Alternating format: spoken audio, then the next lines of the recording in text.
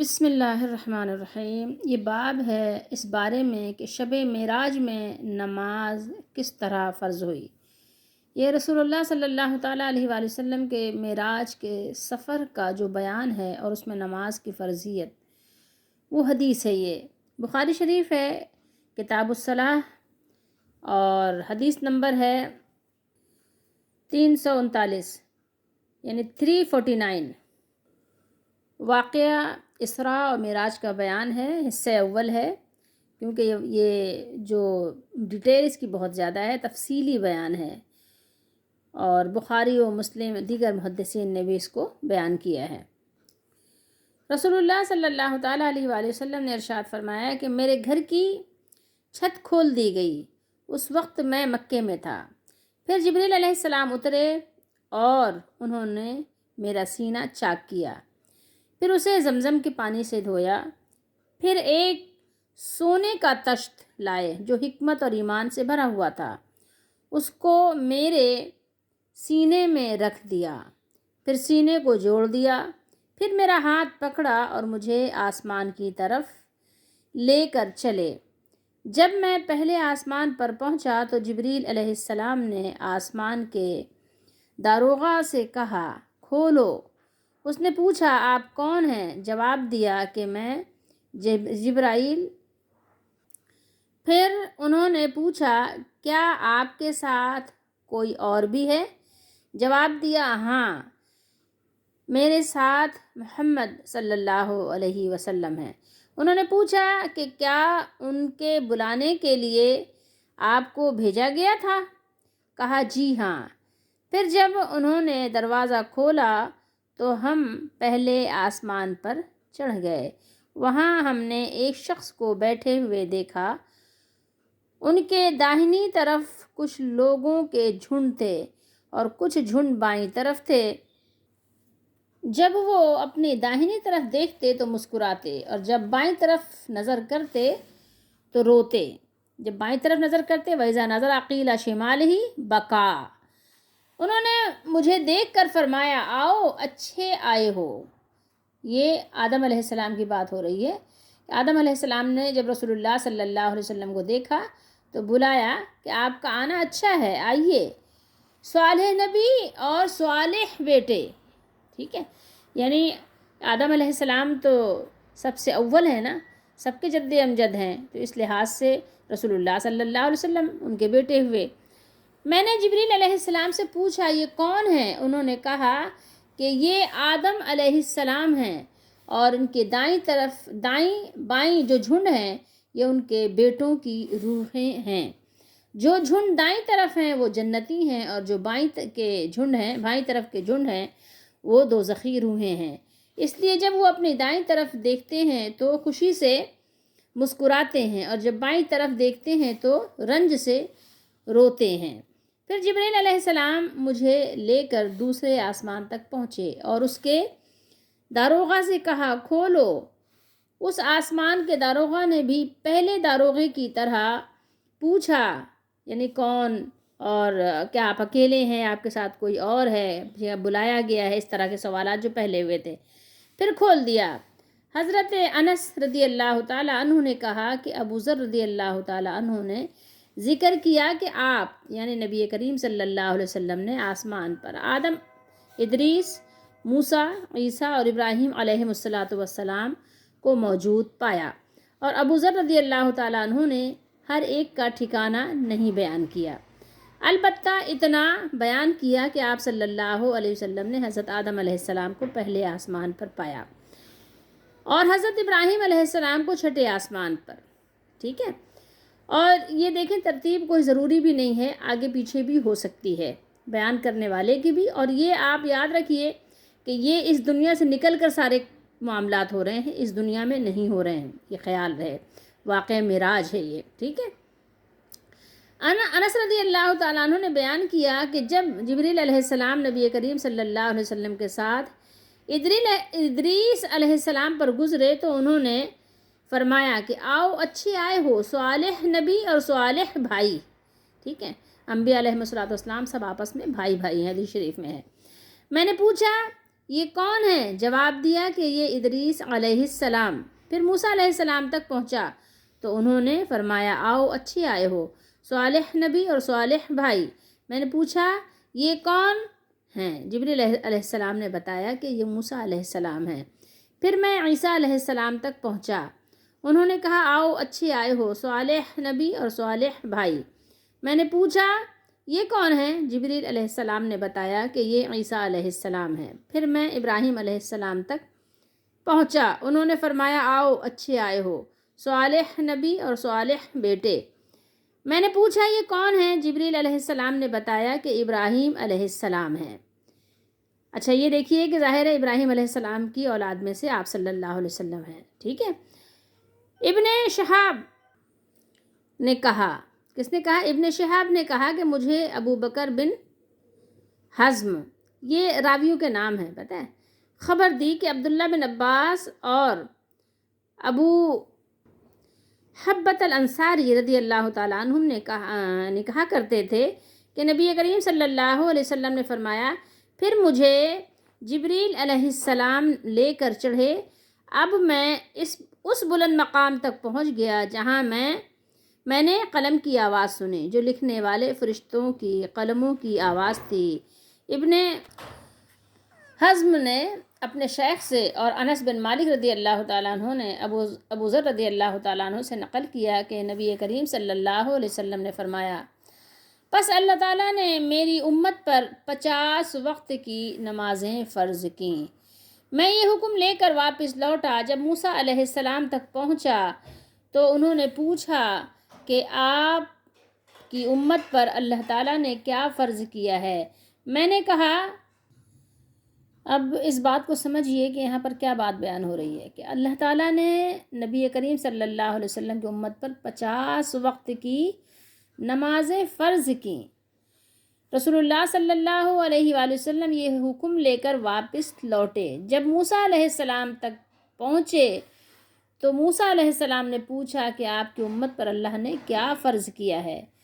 تو رسول اللہ صلی اللہ علیہ وسلم نے جواب میں فرمایا کہ 50 وقت کی نمازیں فرض کی ہیں۔ تو جواباً انہوں نے کہا کہ آپ واپس اپنے رب کی بارگاہ میں جائیے، کیونکہ آپ کی امت اتنی نمازوں کو ادا کیا سمجھیے اس بات کو، آپ کی امت اتنی نمازوں کو ادا کرنے کی طاقت نہیں رکھتی۔ ابھی اس بات کو ہم تھوڑا سمجھیں گے اور بھی حدیث شریف کی انشاءاللہ تشریح سمجھیں گے اگلی نشست میں، اگلے حصے میں۔ میں واپس بارگاہ رب العزت میں گیا تو اللہ نے اس میں سے ایک حصہ کم کر دیا۔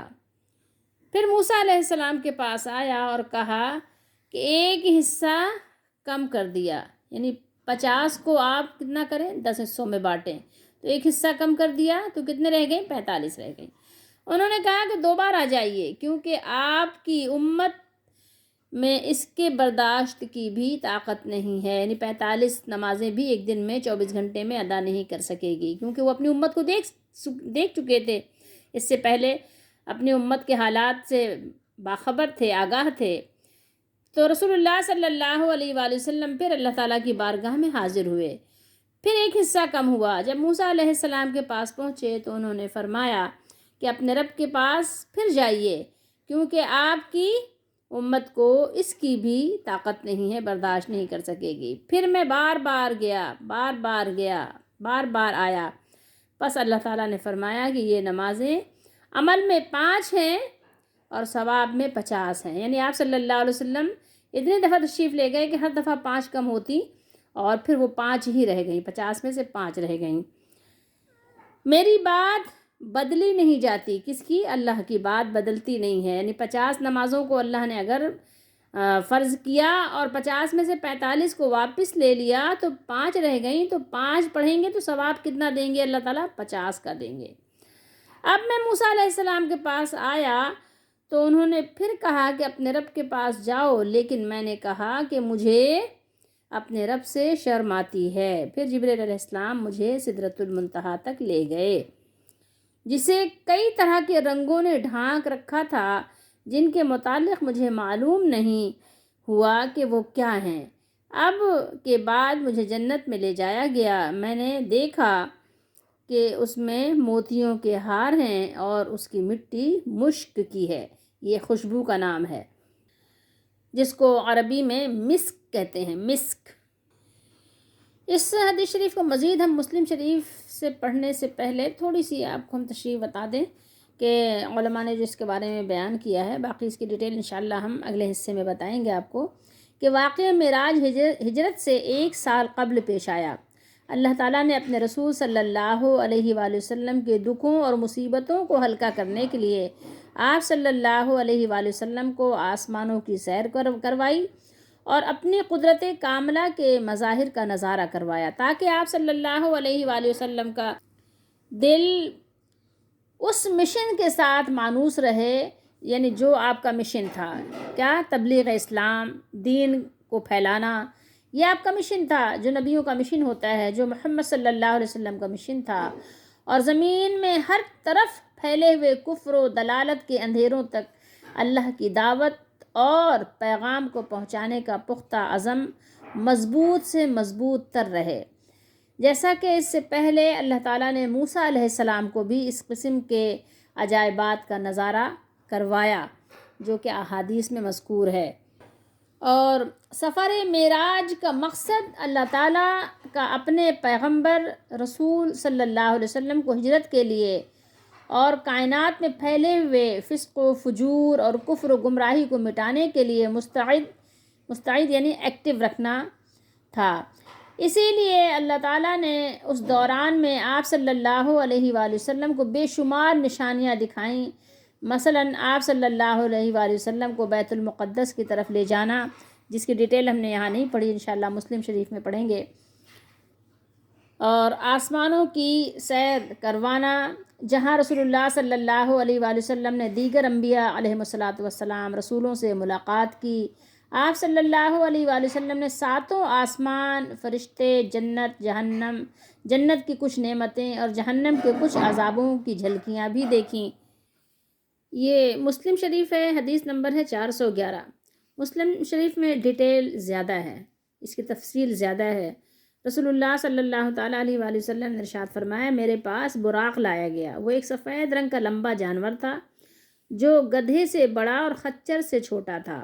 وہ اپنا قدم اپنی حد نظر تک رکھتا تھا۔ آپ صلی اللہ علیہ وآلہ وسلم نے فرمایا، میں اس پر سوار ہو گیا یہاں تک کہ میں بیت المقدس پہنچ گیا۔ آپ صلی اللہ علیہ وآلہ وسلم نے فرمایا، پھر میں نے اسے اس کڑے سے باندھ دیا جس سے انبیاء علیہم الصلاۃ والسلام باندھتے تھے۔ فرمایا، پھر میں مسجد میں داخل ہوا اور اس میں 2 رکعت نماز ادا کی۔ اس کے بعد میں باہر آیا تو جبرائیل علیہ السلام میرے پاس ایک برتن میں شراب اور ایک برتن میں دودھ لے کر آئے۔ میں نے دودھ کا انتخاب کیا۔ اس پر جبرائیل علیہ السلام نے کہا، آپ نے فطرت کا انتخاب کیا ہے۔ دیکھیے یہاں پر آپ کو نظر آئے گا، جبریل علیہ السلام بِإِنَاءٍ مِّن خَمْرٍ وَإِنَاءٍ، اِنَاء یعنی برتن، ایک میں خمر تھا یعنی شراب، اور دوسرے برتن میں کیا؟ لبن، ٹھیک ہے؟ لبن دودھ کو بھی کہتے ہیں، دہی کو بھی کہتے ہیں۔ فاخترت اللبن، تو آپ صلی اللہ علیہ وسلم نے کس کو اختیار کیا؟ دودھ کو، لبن کو۔ تو جبریل علیہ السلام نے کیا فرمایا؟ جبریل علیہ السلام نے فرمایا کہ فطرت کی طرف آپ کی رہنمائی کی گئی، یا آپ فطرت کو پہنچے۔ اور بخاری میں اور جگہ حدیث میں مذکور ہے کہ ہدیت الفطرۃ او اصبتا، فرمایا او اصبت الفطرۃ اما انک لو اخذت الخمر غوت امتوں کا، اگر آپ شراب اختیار کرتے تو آپ کی امت گمراہ ہو جاتی۔ امت گمراہ ہو جاتی سے کیا مراد ہے؟ ساری کی ساری امت، جیسے پچھلی پوری قومیں، پوری امتیں گمراہ ہو گئیں، لیکن آپ صلی اللہ علیہ وسلم کی امت میں ایک گروہ، چاہے وہ بہت چھوٹا مختصر سا ہو، لیکن قیامت قائم ہونے سے پہلے تک وہ حق پر قائم رہے گی، ٹھیک ہے؟ تو یہاں پر یہ کہ بہت ساری چیزیں ہم نے سمجھی، اور انشاءاللہ تعالیٰ بہت ساری چیزیں آگے ہم سمجھیں گے اگلی نشست میں، کہ آپ صلی اللہ تعالیٰ علیہ وآلہ وسلم کو اللہ تعالیٰ نے معراج میں بلا کر بہت کچھ مشاہدات کروائے، اور اسی کے ساتھ نبی کریم صلی اللہ علیہ وآلہ وسلم کی امت کو نمازوں کا تحفہ بھی دیا گیا۔ بقیہ انشاءاللہ اگلے حصے میں، اگلے نشست میں اللہ تعالی ہم سب کو قرآن و حدیث کو صحیح طریقے سے سمجھنے کی اور اس پر عمل کرنے کی، اس کو آگے پہنچانے کی ایمان اور یقین کے ساتھ توفیق عطا فرمائے، اور اللہ ہماری دستگیری فرمائے، آمین۔